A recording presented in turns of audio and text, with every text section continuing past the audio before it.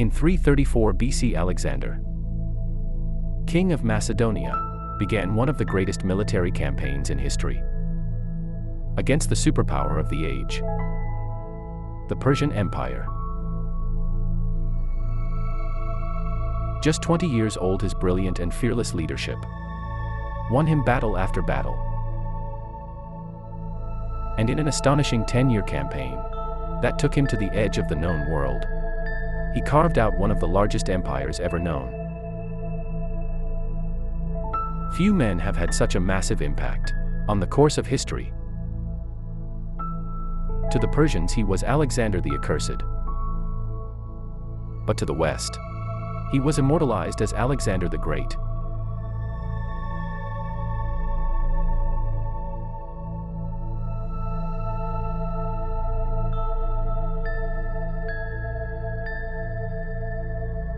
Ancient Greece.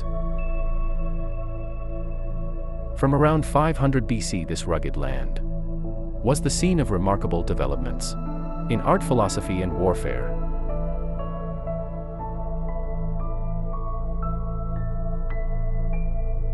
Its two greatest city-states were Athens, a naval power where democracy, art, drama, and philosophy flourished, and Sparta, an austere, militaristic society famed for its formidable army. In 480 BC, these two city-states had joined forces to fight an invasion by the mighty Persian Empire. At the narrow pass of Thermopylae, a small Greek force led by 300 Spartans held up the enormous Persian army for 3 days before they were finally encircled and killed. Then in the Straits of Salamis, the Greek fleet defeated the Persian navy.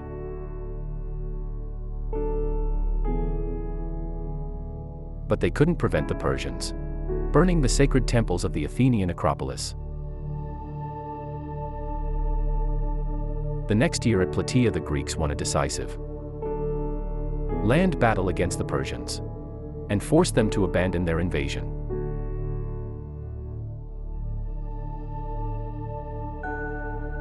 The next 50 years were the golden age of classical Greece. But rising tension between Athens and Sparta and their allies eventually led to war, dragging the Greek world into decades of destructive fighting. Wars between the Greek city-states continued for almost a century, leaving them exhausted and vulnerable to a new rising power to the north. For centuries, sophisticated Greeks had viewed the mountainous kingdom of Macedonia as a backwater Hicksville, barely Greek at all. But under King Philip II, Macedonia emerged as a formidable military force. His most famous reform, the introduction of the sarissa, an 18-foot pike, twice the length of a normal Greek spear, and wielded by trained infantry, fighting in close formation known as a phalanx.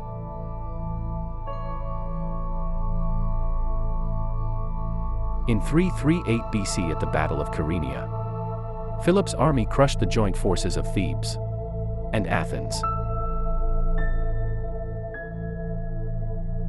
Through alliance and conquest, Philip had already gained control over most of his neighbors.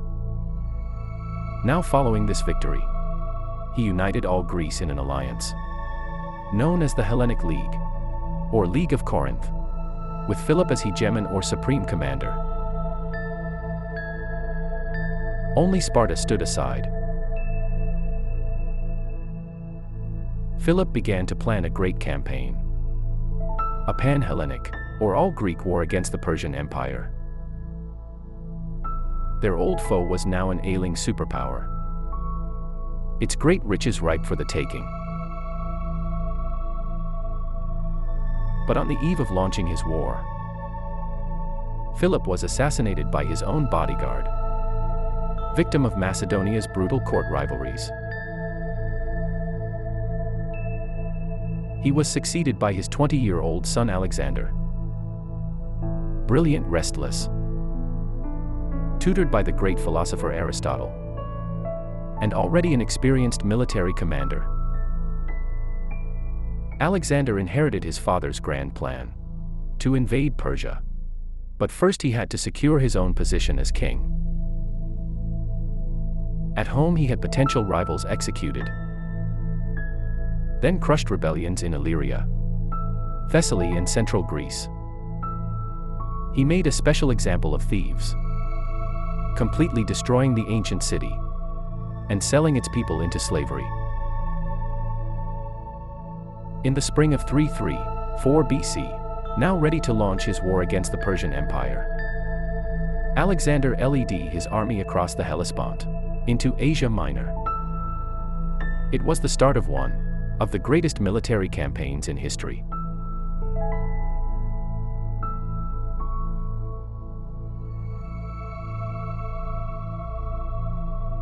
Alexander's army was about 40,000 strong, drawn from all parts of Greece. The infantry were commanded by the veteran Macedonian general Parmenion. In the front rank 9,000 Macedonian phalangites, armed with the 18-foot sarissa. These were professional soldiers, well-trained and drilled, formed up for battle in the phalanx, 16 ranks deep. This packed formation presented a solid wall of iron, spear tips, and was virtually unstoppable. But it was also difficult to maneuver, and highly vulnerable to attacks on its flanks or rear.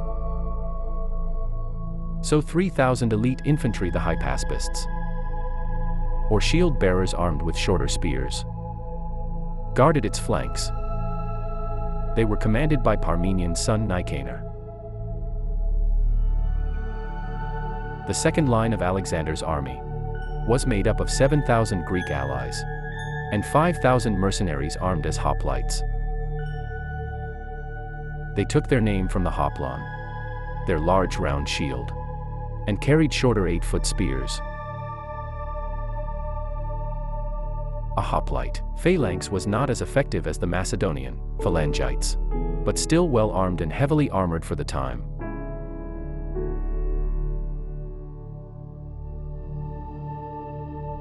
The Agriones were the army's elite skirmishers, expert javelin throwers from what's now southern Bulgaria.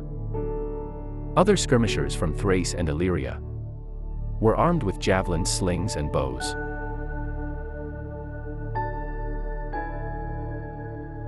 The shock troops of Alexander's army were the companion cavalry, 1,800 elite horsemen armed with spear and sword, commanded by Philotas, another son of Parmenion.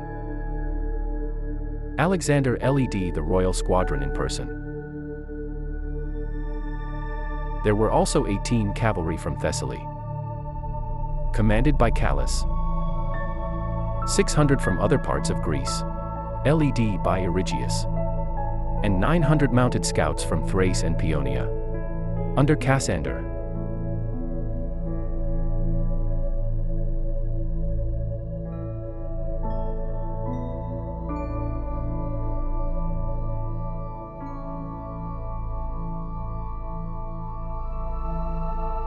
The great Persian Empire was divided into provinces, called satrapies. Each satrapy was ruled by a governor, or satrap. Those in Asia Minor, now threatened by Alexander's invasion, met to discuss strategy. Memnon of Rhodes, a skilled Greek general in Persian service, urged them to avoid battle with Alexander. Instead, he advised them to use a scorched earth strategy, to burn villages and crops and withdraw to the interior. Alexander's army, he promised, would quickly starve. It was good advice, but the satraps were unwilling to lay waste to their own provinces without a fight.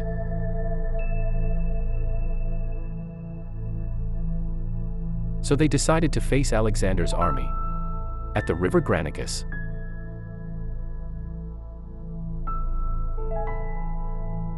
the Persian army formed up behind the river, which was shallow but 60 feet wide with steep banks.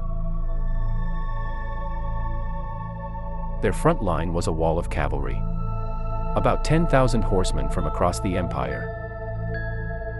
Medes and Hyrcanians from modern Iran, Bactrians from Afghanistan, and Paphlagonians from Turkey's Black Sea coast. Behind in reserve were the infantry, several thousand Greek mercenaries, a common sight in Persian armies at this time. These men fought for Persian gold, and were armed with the round shield and short spear of hoplites. The Persians may have been unsure if they could trust these men in combat against fellow Greeks, and so placed them at the rear. Alexander, determined to attack and destroy this Persian force before it could retreat, raced to the Granicus with his best troops. On his left wing he posted Thessalian, Greek and Thracian cavalry under Parmenian's command.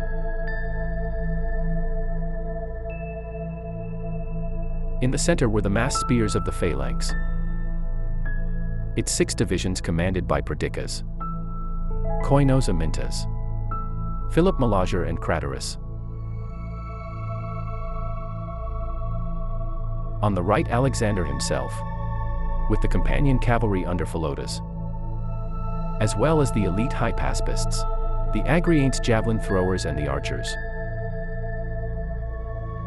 Alexander, with 13,000 infantry and 5,000 cavalry in all, was probably slightly outnumbered. But, ignoring advice to wait until dawn to cross the river, he ordered an immediate assault. He sent a squadron of companion cavalry to ford the river, followed by a regiment of Hypaspists and the Paeonian light cavalry. Alexander calling on his men to show their courage, then led his right wing across the river.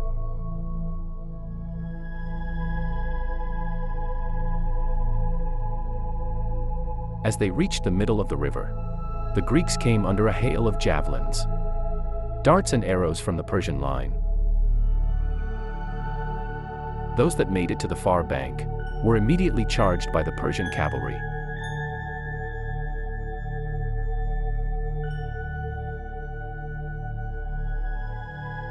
Alexander was in the thick of the fighting.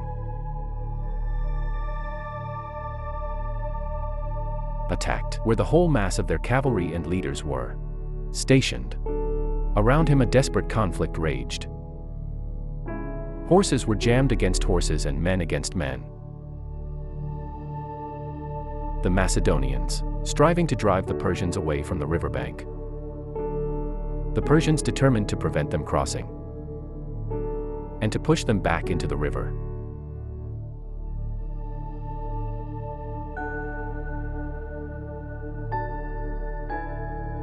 Alexander's attack seemed reckless, but he was buying time for the rest of his army to cross the river, including the irresistible Macedonian phalanx.